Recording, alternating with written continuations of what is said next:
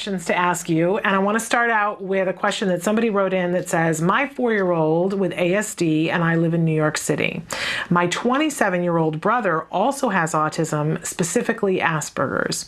He also has psychosis, paranoia, anxiety, depression. Please help us. My brother didn't have the opportunity to receive the services that my son can take advantage of now. So everything developed into a domino effect for my brother. First, it was chronic depression, and then it went on to more serious issues. And she stops and puts everything in caps. How can we overlap both diagnoses, if possible, to better help my brother, who has a very difficult time speaking out of how he feels, what is going on? He isn't able to share his experiences and thoughts in the group therapy at the behavior hospital he's in because of his Asperger's. Help. Help, help. Please, our family is desperate and no one is helping us anywhere right now. And she writes, thank you. And I do have to do just a little bit of backup here that you guys write in, and we want you to write in and give us as much information as you can. But I want to remind all of you that Dr. Granpeesheh and no one on the show will be giving you child-specific or adult-specific information. It would be a disservice to them. There isn't You couldn't possibly give enough information for someone of your expertise to give a child-specific or an adult-specific answer, right? Right, absolutely. And it just wouldn't be right or ethical or fair because there's just so much information that we're missing here. Yeah. But in general, we're going to be able to help you just take the next steps, perhaps, and give you some guidance. In this case, and the other thing I wanted to mention before we get into the questions, Shannon, is that we do get a lot of questions, a ton, and sometimes it takes us a few shows to actually catch up with questions. Like right now we're pretty much bombarded, and so we'll answer as many as we can today, and if you don't hear the answers to your questions today, keep logging in and or go on our site and look at the shows that are on the library there, and hopefully you'll be able to find some of the answers. Yes, there's on our YouTube pages a very specific part that just is Dr. Doreen, Ask Dr. Doreen segments, and if you start playing the video, Emily does a really wonderful thing on the video where she does a catalog of all the questions being asked and answered, and you can just put your cursor over one of them, hit it, and it goes exactly to that spot. So you don't. Are you serious? Absolutely. That's on every single episode. So that's crazy. So if you're wanting a specific answer, you can look and see, okay, this is what they're going to talk about,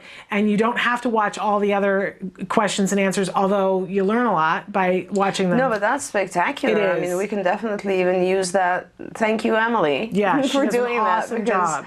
That is, that's an amazing sort of frequently asked questions list that we can definitely use on a lot of our other sites as well. Absolutely. And that's available on all of them since we started the Ask Dr. Doreen. So time saving, because we know you need an answer, you need to get it right now. Right. So wonderful. So back to this mom who's got a 4-year-old. Go ahead, take it. Absolutely. I've got my own copy actually here. Okay. 4-year-old on the spectrum, living in New York City, and a 27-year-old brother who's got autism, Asperger's. Right. But so many other issues. Right. So let's talk about some of these issues. First of all, so it seems like this mom is worried about the brother very, very much. Yeah. I can understand, obviously, because the 4-year-old is younger and still has a lot of time. Yeah. Let's just talk about the brother for a second. We don't know when the mom has said that the 4-year-old has ASD, which is the correct way of diagnosing, but I don't know if this child has, what level, if they're high functioning, low functioning, or so. But Asperger's, of course, an older diagnosis would be high functioning, and what the implication of Asperger's would be that there is some pretty decent level of speech, not necessarily abstract or advanced language, but good level of speech. And then mom is saying that the brother also has psychoses such as paranoia, anxiety, and depression.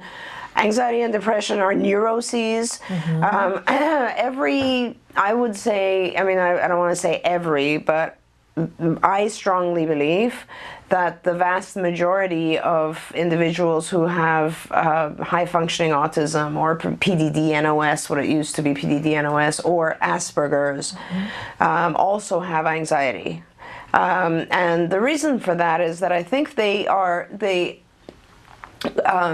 so intelligent, and they comprehend a lot more than people think, and actually maybe even more than they see certain things certain ways more than we do, even in a much more detailed way.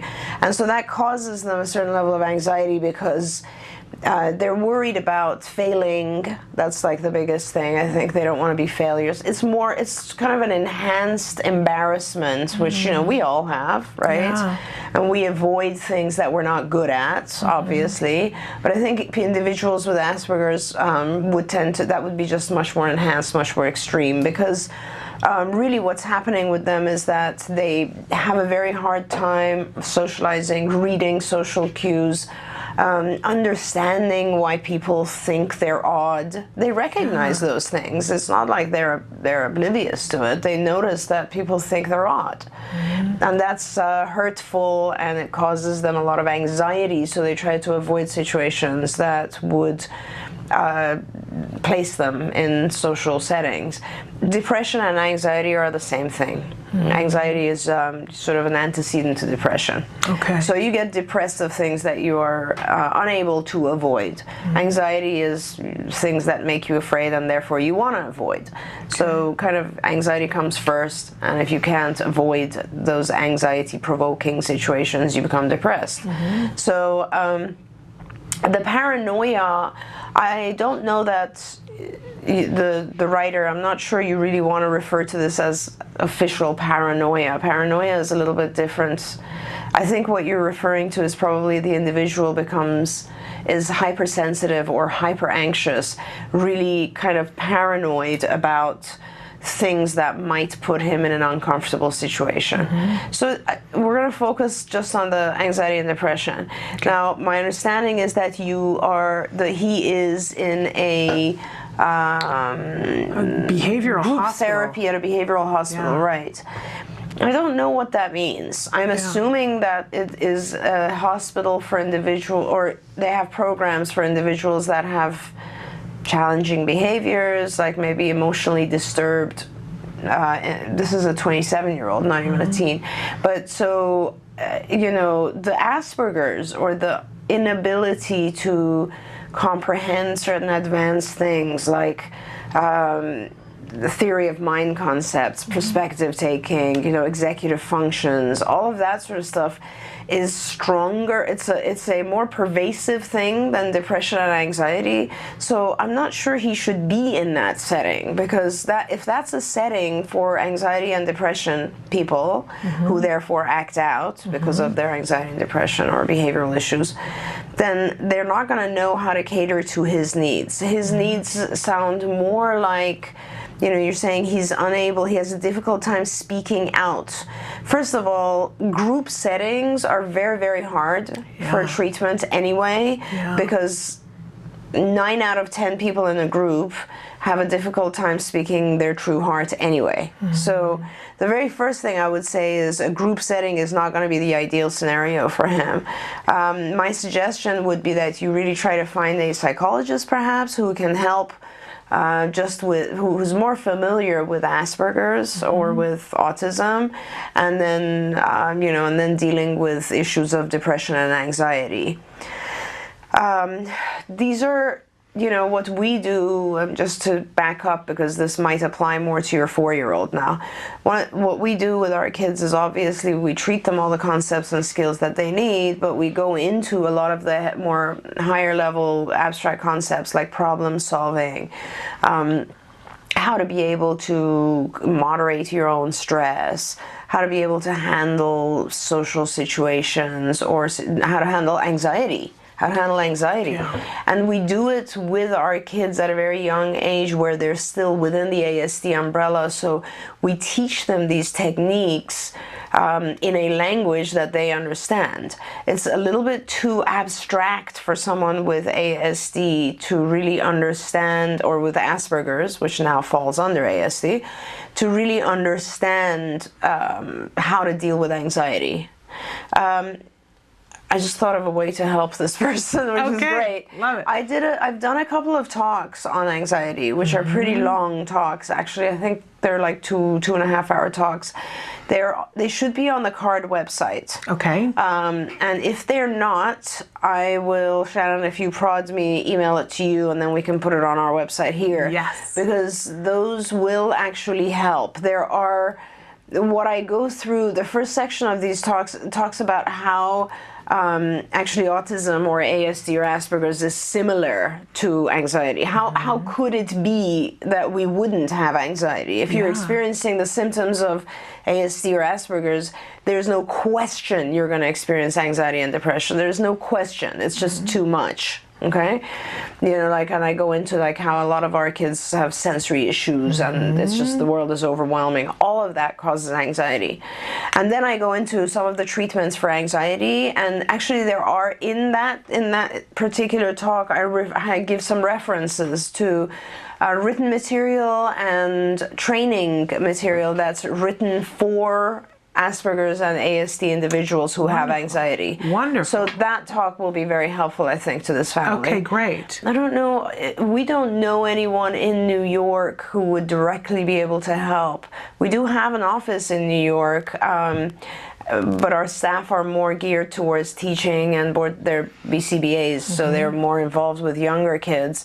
But I would be happy to find out and try to do some research on what else exists in New York, because this is really a very, very specialized area where the family needs help. And I really do want to hear back, if possible, from this family and see if we were able to help them, because it sounds like they're very desperate. Okay. And this came in on Facebook, not on our live feature, so we do have a way of getting back to them. We have their name, and so we can get back to them. Yeah, that's terrific. And that's another reason why we want to encourage you. Do participate on the live feature, but you can also send things in early on the Facebook page, and then we don't disclose who you are, but we know how to get a hold of you. Right, that's terrific. And follow up on things. And of course, we encourage you, while you're on the Facebook page, to like us on the Facebook page. You can also sign up for our newsletter. And of course, we're always encouraging people to subscribe to our YouTube page.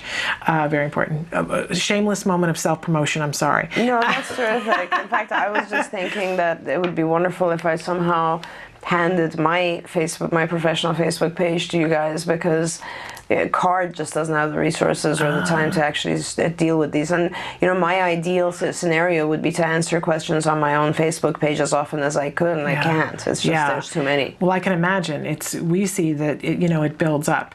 But I love this idea that there's already a talk that you do, and we'll make sure that people can have access to that. Right. It's interesting, as you talk, as a mom, I'm always filtering it through what's going on with my child. My child's 10, but we saw just recently a circumstance that it was sort of like I could look into the future, and I saw for the first time, we were at a friend's house, and they were selling a bunch of things because they were moving, and my child loves Legos, and they had these 2 huge bins of Legos that they were selling, and I said, let's not tell my son. We already have more Legos than I can deal with in life. Let's just not tell him. Let's just all agree that we're not going to talk about that. And my one friend, who is a bit of a so he has his 3 kids, and so he was, at one point my son went to go in the room, and he goes, oh yeah, we don't want Jem to go in there because there are things in there that perhaps, and he's alluding to something, and everybody's sort of tittering and giggling, and my child has enough on the ball now. He goes, what's going on? What's happening? Yeah. Why is everybody laughing? Why is that funny? Is there really something I shouldn't go in there? He's asking questions. Right. And the friend is going, no, it's okay. Wink, wink. You don't want to be looking at anything in there and being a butthead. And I said to him, you're being a butthead, stop it. Yeah. And he's like, no, it's fine. But everybody's starting to laugh now. Right. And I watched my child's anxiety because he knew enough that something was going on, but socially he couldn't quite, he's not old enough and doesn't have enough together to figure out. Right. And he said at one point, he said, "Are you making fun of me? Yeah. Is there something wrong with me? What's happening?" And turned to me and said, "Mom, help me. I don't understand." Aw. And he was starting to have all this anxiety. Sure, absolutely. And I finally said, "Okay, this is what's going on. Mommy's friend is a jerk." Yeah. And this is what's happening, and we just didn't want you to know because we didn't want you to be disappointed, but you can't have any more Legos in your life. Right. We're not taking these home. And then he said, "Oh, okay, but why would he be that mean to me?" Yeah, yeah. And I could see that at 10, he's languaging it, but what's that going to be when he's 16? Right. That would cause a level of anxiety and a level of paranoia. Well, yeah, and in his case, of course, he would have learned how to deal with it, right? I mean, because of these scenarios. So don't feel bad about this because this scenario actually taught him quite a bit. Yes, and I think hopefully it taught my friend something. Yeah, and as I called him all kinds of names in front of his children. Right, and hopefully you also realized that it wasn't that hard to deal with telling him about the Legos. Yes, and I decided it was much better to disclose and tell him, here's the thing, and you're going to be disappointed, yes. but, I would rather you have the anxiety of feeling like people are picking on you. Totally. But I do wonder, Dr. Granpeesheh, about what happens when I'm not there. Absolutely, and if it wasn't like James had all this intervention, he's so smart, he's figuring all this stuff out by himself. For the kids who don't have any of that. Yes. And it's not just, there's the great example, but just imagine, like, we're talking typically developing kids have a hard time with bullying and with groups in school leaving others out and like triangular friendships and like all kinds of weird stuff, right? Yes. So our kids, it's unbelievably difficult. I mean, one of the first things, people ask me, like, why don't you have kids go to school very early? And my thing is, I need to make sure they're equipped so that they don't go into school and it becomes a complete failure. Right. You need to make sure the child has some support system. And so there's no question that our kids would, and that's just, you're giving a great example, which is like the kind of lack of understanding, or like, they can't figure out why people would joke in an inappropriate way, let's say. But there's other stuff too. If you think about it, Shannon, a lot of our kids don't sleep well. Lack of sleep produces anxiety. Sure. They have stomach aches. That produces anxiety. I mean, I contrast if you have a day where you have GI problems, gastrointestinal problems. That is when people write about how that feels and people write about how anxiety feels. It's almost the same. Like, it's very interesting. They have things that are sensory experiences that are extremely anxiety provoking, like loudness of sounds and lights and so on and so forth. So there's no question. The main treatments for anxiety, by the way, in the world are a combined treatment of sort of cognitive behavioral intervention with medication. And the medications obviously are the serotonin reuptake inhibitors, or serotonin and norepinephrine reuptake inhibitors, like, Prozac, etc., is an SSRI, and then there's other new ones like Cymbalta and so on that are more focused on norepinephrine. But both of those will influence, if you work with modifying serotonin levels, your anxiety level goes down. So these are very good medications for anxiety. There's no question. Prozac, Paxil, Zoloft, all of these, they're very good for anxiety, and they really don't have significant side effects. I know that some people are pretty afraid of trying medications like this, but there's some huge number, like 60% of Americans take one of these medications. Amazing. So, and part of that is because our food source doesn't provide us with the right nutrients to be able to produce the neurotransmitters we need. So, but having said all that, so for this family, it would be good to consider a combined treatment of medical and cognitive. The cognitive aspects are just teaching the individual how to recognize their own signs of anxiety appearing, and then start to become more, just regulated with ways to calm themselves down.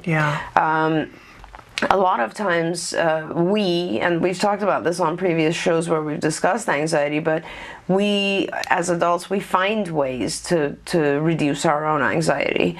We have calm rooms, will take, someone will go and take a bath, someone will go shopping, someone will overeat, someone will smoke. People have different ways of dealing with their own physiological responses.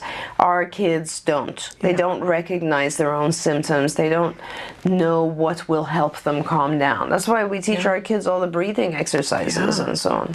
Amazing. Well, and I will say too, and I've disclosed this before on the show, that I am somebody who has some obsessive compulsive tendencies, and after my son was diagnosed with autism and I got really, really tired, way underslept, I then went into panic disorder. Right. And cognitive behavior therapy is what saved me. Absolutely. I couldn't drive anymore. Right. And it was amazing. It wasn't something that I was familiar with before, but it helped me to get back into a functional state. I won't say that I never have anxiety, but I have tools now that I didn't have before. Totally.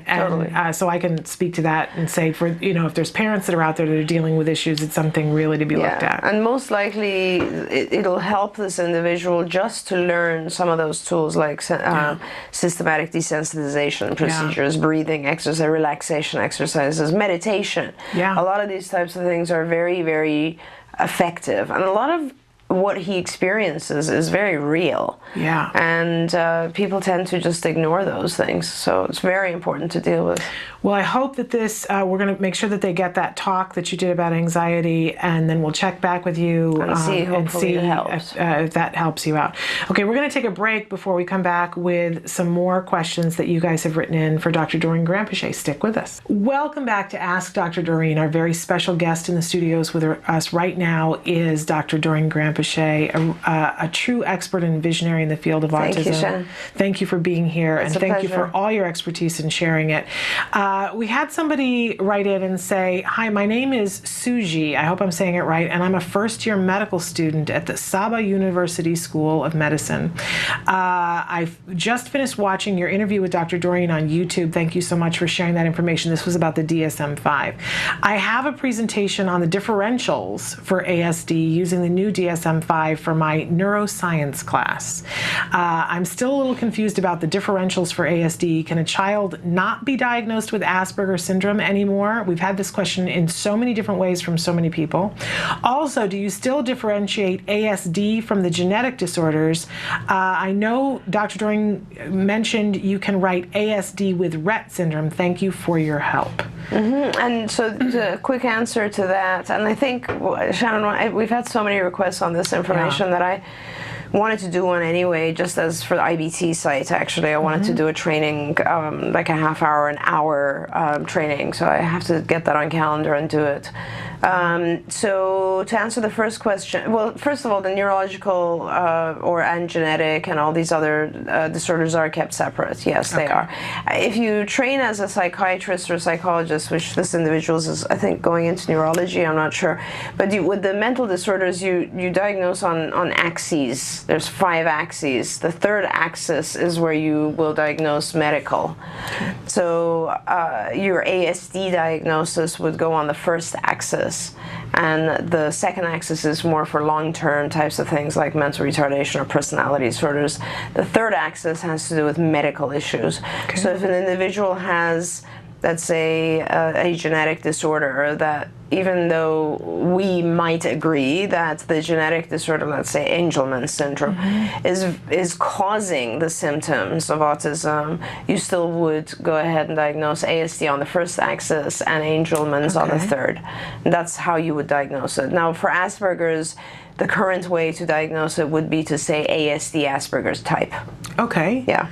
All right, so the word is not completely gone. No, it's an option. Okay, because there's been a lot of... It's a modifier. It gives you the ability to say what, and especially they give you that option. They give you the option of maintaining the Asperger's diagnosis if the individual was diagnosed earlier. Okay, so kind of a grandfather, the term. Because there's been a lot of blogging about that in the blogosphere. There's a new series that just came out on FX called The Bridge, and one of our regular guests, Alex Plank, was the consultant. He has Asperger's, and the title character, although within the realm of the show they never identify that she has Asperger's, they have disclosed and said this character has Asperger's, and she's working with Alex to, and everybody's been saying isn't it ironic that finally there's a realistic, person playing Asperger's as the diagnosis goes away and the term is no longer exists. Right. So not necessarily. The term still can exist. It does exist. Okay. It just falls under that. Okay, great. And then in terms of, I think that pretty much answers all of her questions there. Right, and I do think that I should do another video set on this, just the training, because there's a lot of actual detail that I left out and I can go into. Okay. But it's and perhaps what we should do is also put some video clips. A lot of people are getting kind of confused with how to use DSM-V. Yeah, there's been an overwhelming sea of questions, and a lot of professionals who have loved the video and praised the video that you did. That's great. And asked if they can use the information. One school psychologist who's going to train their entire staff using the presentation that you did. So good. Thank you so much for filling in a blank that nobody else was addressing and bringing that information to us. We've got another viewer who says, I live in Florida, but my kids live with their father in Harlingen, Texas. There are no certified specialists for autism down there. They work with what they know about ADHD and try to assume it will work with autistic kids. And she's wanting some help and advice about, would that be appropriate? No. Okay. We're talking about two completely different universes even. Like, there's similarities which have to do with the inability to pay attention, essentially, distractibility. But other than that, there's really, they're worlds apart. Autism is much more pervasive and much more just serious and affects every area of functioning. ADHD, depending on which type it is, will mainly be a typically developing child who's impulsive or hyperactive. That's it. So, the difference is huge. So the techniques are different. And I am surprised because in Texas, there's actually a lot of services in different places. I don't know where that city is. I don't either. Harlingen doesn't sound familiar to me. Right. But there are services. I mean, we're in Austin. We have a center in Austin. We're actually thinking right now about opening also in the Dallas area and in San Antonio. But I know that there are already other providers in those areas as well. So perhaps this individual should get in touch with our operations manager, Dorothy, in our Austin office, and she's very good at helping people find the right services. Okay, great to do. And you can find the number to get a hold of her if you go to centerforautism.com, go to the locations tab. You'll be able, it's a drop-down menu, you'll be able to see all the different offices and find the one for Austin, Texas. Right. And it'll have a direct website that you can go to and a phone number that you can And we are working right now on setting up a new service. It's not quite ready for the world yet, but I'm thinking about, I might have mentioned it to you, I'm thinking about setting up DG's list, I remember, and it's kind of going to be a list of providers all over the country, not just in behavioral, but also anything having to do with autism, so from stores that you can buy GFCF foods to good ABA providers. We really need that. We really need the ultimate resource because I was explaining to somebody this morning that when somebody has a child that's newly diagnosed, all the different places we have to send them to in the beginning. Right. To figure out all the different things they have to do. Right. And everybody always says, is there no one-stop shop? Is there no one place that I can go? Right. Well, and you never know, Shannon. Some insurance companies will occasionally contact me and say, "Can you evaluate, or what do you think about this provider?" And sometimes, most of the time, I know them. If I don't know them, then I have nothing other than doing a background check and going on their website. And you'll go on a website, and it's just spectacular. It has everything you imagine in terms of being a good provider. And then you have a conversation with the individual in charge and you realize, oh my God, they don't even know the most basic aspects of behavior analysis. How did they ever do this? And so for parents, it's very deceiving. And the way that I'm trying to set this thing up is to have a system where other parents who've used the services will be able to vote and rate. Yes. It's kind of like like Angie's List, right? Yeah, it's like Angie's List. It's like Yelp. It's like any of those where you get other people's reviews. Yeah. And I think that's probably the most valuable thing, is to be able to read other people's reviews. And, you know, obviously every organization will have good and bad reviews, but I think it's just important to be able to make those decisions yourself and know what other people have experienced. I think it's incredible. It's a thing that we definitely need. But this is why I call you a visionary, because you see a need and you fill it, and that's a wonderful thing. Or trying to get someone to help me fill it. But we love that. We should take another short break, and then we'll come back and ask a question that has a little bit to do with biomedical, so stick with us. Welcome back to Ask Dr. Doreen. This is the part of the program where we get to ask Dr. Doreen Granpeesheh, a true expert. How many years have you been working in the field of autism? 1978. I started in 1978. So what is that? 30? What are we? 2013. So that's 35. That's amazing. Good Lord. But I thought you were saying 78 years. I thought you were making a joke. Yes, I've been working in the field of autism for 78 years. I started in 78, That's amazing. It's crazy. And I always say no one would believe that. You don't look old enough to have been working in anything for that many years, so that's pretty incredible. And this is your opportunity to be able to ask her questions in real time and pick her brain, get some information and some resources. This next question dips into a little bit biomedical and also the appropriateness of hours. It gets a little specific here. So I have a 31-month-old boy who was diagnosed with autism at 2.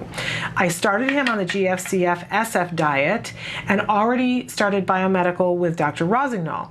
I am currently going through the regional center. So obviously here in California, we have something called the regional center. They are only giving him 10 hours of ABA, 1 hour OT, 1 hour speech. He is making some progress, but I want more hours due to the fact that everyone says 40 hours of ABA is better. Dr. Doreen mentioned that CARD has center-based ABA therapy. I called the Riverside office, but they don't offer that. I just currently got, I don't know whether it's INS or INS. I am not happy with my, it must be a provider. I don't know if I should have said that. I am not happy with my ABA provider. If I go through CARD, I just got insurance. Oh, insurance. That's what INS stands for. Right. Thank you. Sure. I just got insurance. I am not happy with my ABA provider. If I go through CARD, will I get more hours? Yeah. I think this is something that a lot of parents ask. You know, you have a funding source and they say a certain amount. And as a parent, you don't know, do I trust them? If they're tied to the purse strings, is this an accurate? So what would you like to say to that? Okay, many things. Okay. This one, you've given me all the very good information, so I can actually help this family. First of all, we do have center-based in Riverside. So whoever you talk to in Riverside who told you we don't, I need to know their name. Oh, there we go. So that's number one. Second thing is, if you have insurance coverage, then your insurance becomes your primary funding source, and the regional center drops down to the last resort funding. So you shouldn't be dealing with your regional center anymore. So I'm confused as to how you are still getting insurance and regional center. That doesn't happen. What happens now is insurance takes over. Regional center is supposed to be paying things like co-pays and deductibles, which of course now the law changed, and they will be doing an analysis of your financial situation before they decide whether or not they're going to pay for that. But regardless, our assumption would be that your insurance is your carrier, is your funding source.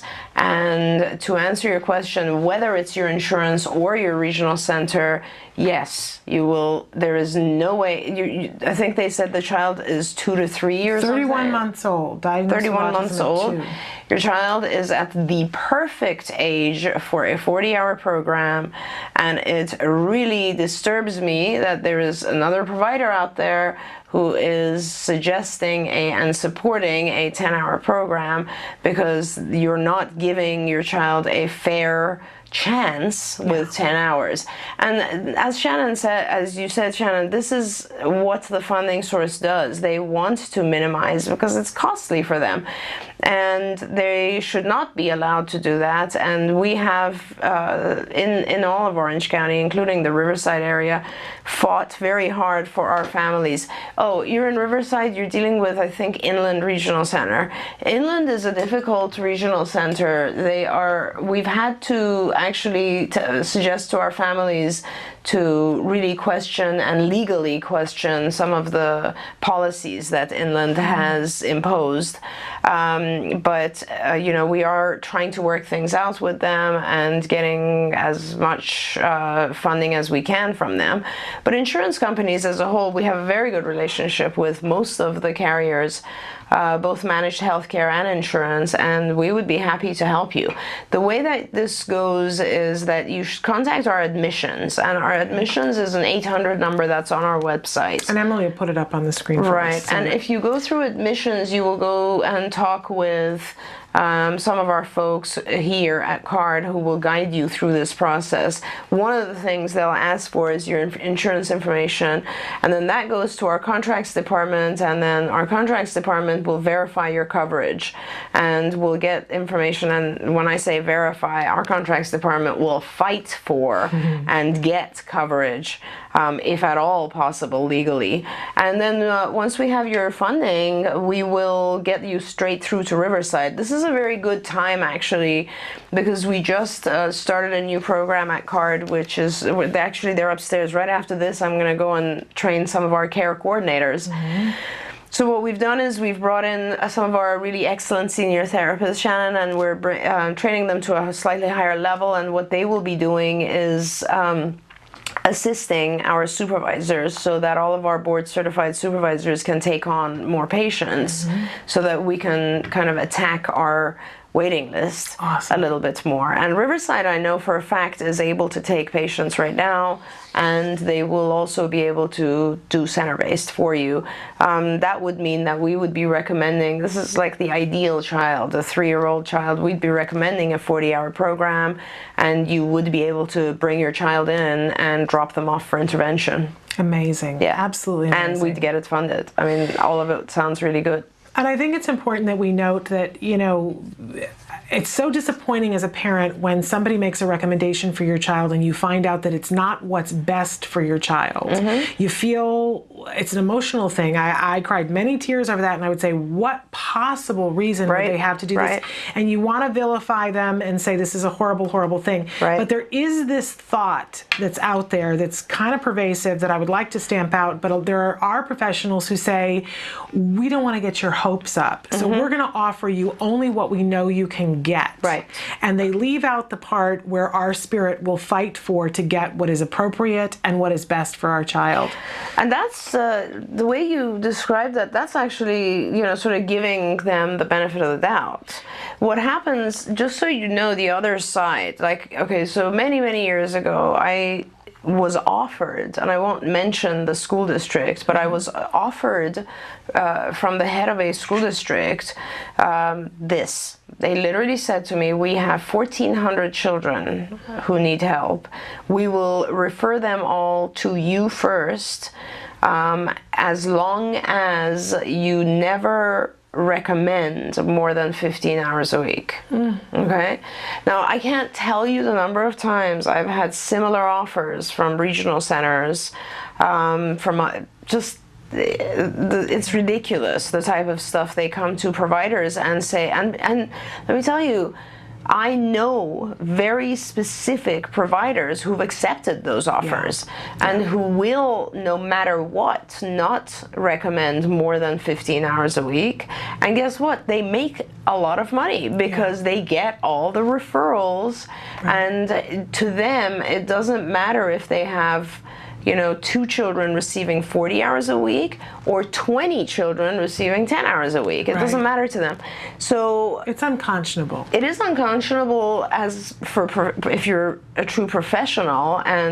But this is one of the problems I have, because nothing bad about the BCBA, but the truth is the BCBA is a master's level certification, and it's not governed by a board, right? So when you're licensed, you're governed by a board. If you do something like that, the board will pull your license. It's ethically exactly inappropriate. I mean, even if you don't have a conscience and you do that, you lose your license, right? I mean, but with the BCBA, you don't. They don't go after people and police them for things like this. In fact, who would even be able to prove something like that, you know?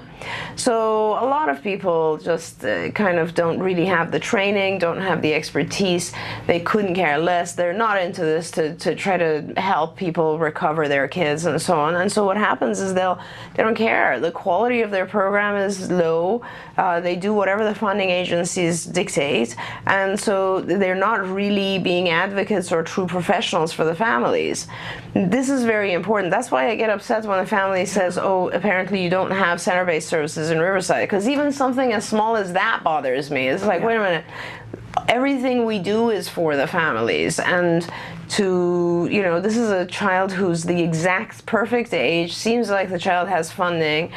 We should be on this immediately. We should be helping this family immediately. Yeah.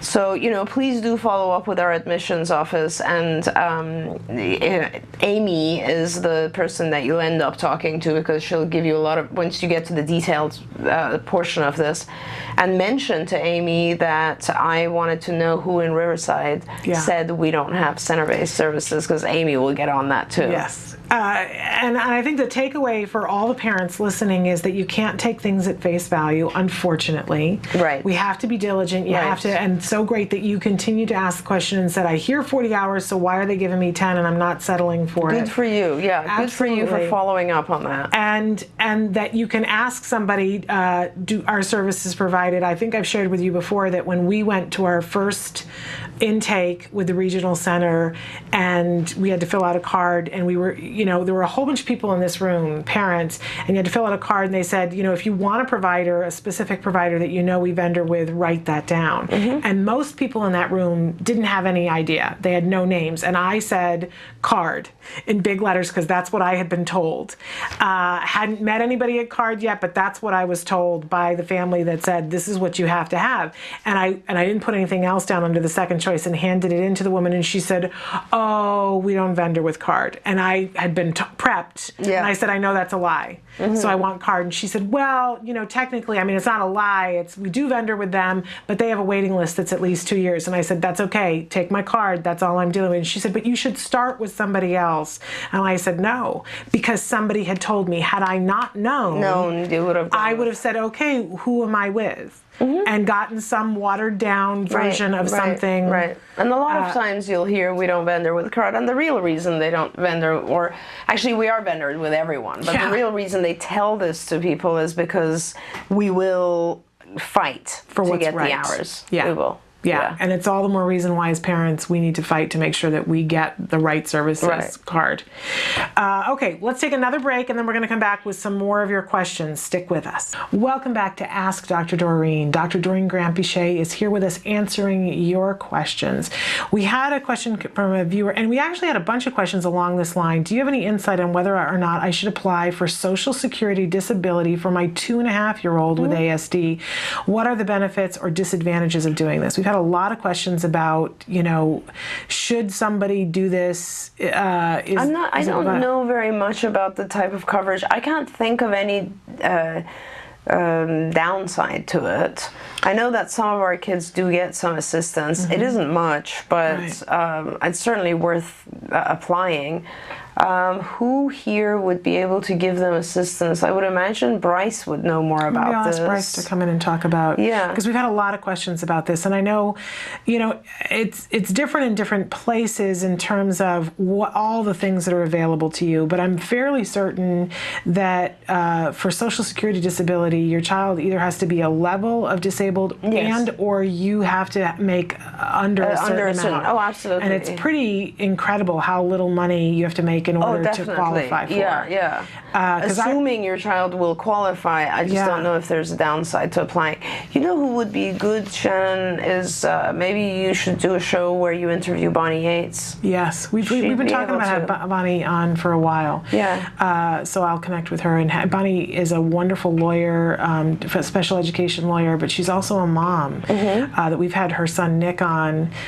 We have him on as frequently as we can have him on. Nick just graduated from college and is right now touring Europe. Yeah. And every once in a while I get a little note from him or get a picture of him at the Eiffel Tower or something. He's having a wonderful summer. He just changed his Facebook front picture. No.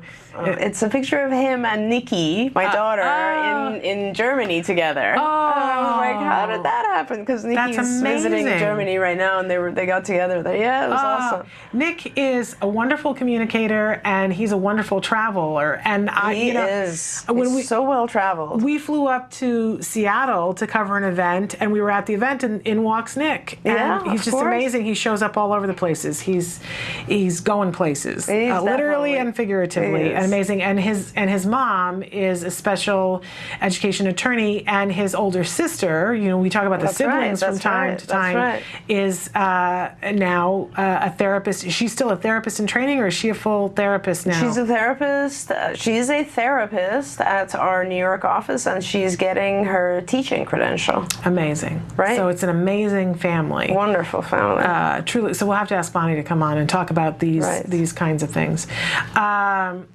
Okay.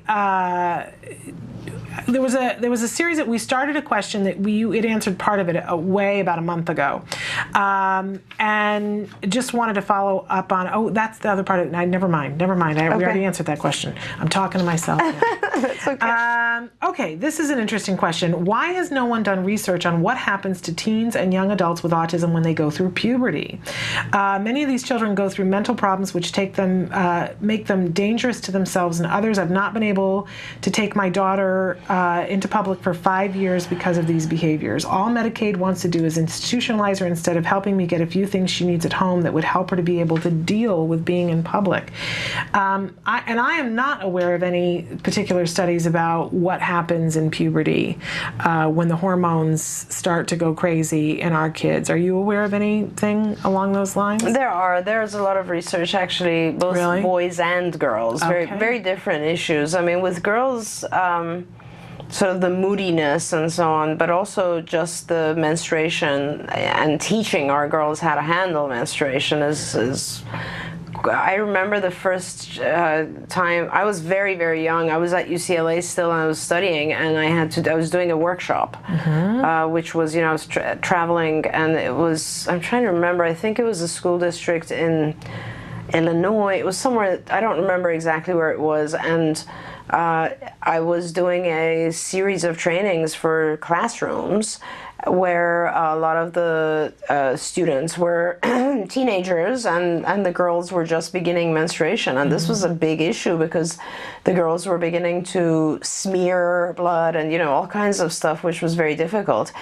But there is literature, more importantly, there are behavioral treatment techniques and things that can be done to help our teens through all of this sort of stuff. I don't know exactly. I was trying to figure out what this parent was referring to, just that they need some few equipment or things that would help the child do better, be able to go out into the public. I would really suggest to this family that if you're not getting this help from Medicaid, then please apply to our nonprofit, Act Today, Autism Care and Treatment Today, and just request the dollar amount. If the dollar amount is below $5,000, and we will try to get that to you. You might not get it in the cycle where you apply, but we continue to keep your application, and in future cycles we will eventually get to you. It's very, very hard. We have now given out more than $1 million, but every fundraiser that we do, it takes so much effort and time, and the money that we raise for our families is just, there's no way that it can even come close to the number of applications that we get. I wish to God that there was a way we could increase our fundraising and just help more families, but at least that if your amount is not that high, we might be able to help you. I'm not sure what type of equipment. And there's, as I said, we are happy if you contact our research department. If you're looking for specific research, then please contact our research company, Autism Research Group, ARG. Their info is all over the CARD website as well, and they have their own website as well. And I'm sure they'll easily send you all the literature that you need. They have a survey on their website as well, Autism Research Group, where they ask always for parents to give input about what kinds of things you'd like to see studies done on, because they're constantly deciding, making their research decisions based on exactly what will help a parent right now. Right. They want it to be infinitely useful. And I will mention too that Dr. Jonathan Tarbox, who is the director of the Autism Research Group, joins us regularly on Fridays in the 11 o'clock hour, in the second hour of the program. We call it Science Beat with Dr. Tarbox, and he answers questions specifically about research. So if you have those specific questions, that's perfect. I love it, because when we see a new study that comes in, we can tear it apart. You know, a lot of times in the media, something will come out and the media headline is incendiary, right? Yeah. It's not, and you read the article and you go, I don't really know if this agrees with what and I want to look at the study. And then as a parent who doesn't have a background in this kind of thing, I look at the study and I go, I have no idea what this means. And then I go, Dr. Tarbox, and he says, he has helped me so that I can now start to read through and look for certain points to see, but he will break down, if there's a study you say, I want to understand this, he'll do it right here on the air. It's amazing. Absolutely. It'll be very helpful. And if your child, I mean, this is a girl, but if your child is a boy, then you're going to have a lot of questions surrounding sort of testosterone and how the children become a little bit more aggressive during puberty. Yes. And then if you could do a show on menopause too. That would be lovely. Shannon and I would be watching that. I said to Nancy Alspaugh Jackson, I'm just a hormone on a leash these days. I know. It's so amazing. Well, the hormone thing is difficult. These different changes in our lives. I digress, and Emily says we're out of time. That's a terrible note to end on, but a funny one.